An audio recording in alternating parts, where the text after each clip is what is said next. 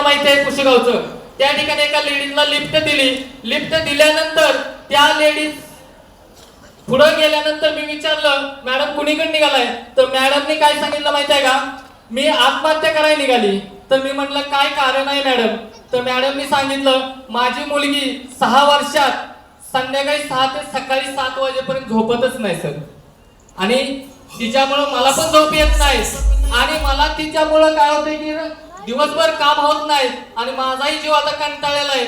9 लाख रुपये खर्च केलेत, आणि त्या व्यक्तीला मित्र मी म्हटलं मॅडम तुम्ही आता 9 लाख तर खर्च केलेत, सगळं झालेलं आहे, फक्त एकदाच रियांश अमृत ज्यूस घ्या.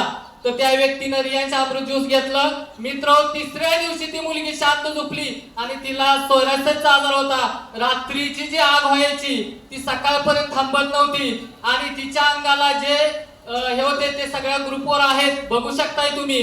आणि त्या व्यक्तीचा रिझल्ट आहे की नाही मित्र, आत्महत्या करण्यापासून ती वाचली, आणि त्या आईनं स्वतः सोयाबीन अर्धा एकर काढून ते रियांश अमृत ज्यूसची आपली किंमत पे केलेली आहे. असा रिझल्ट आहे रियांश अमृत ज्यूसचा. या ठिकाणी थांबतो. जय हिंद.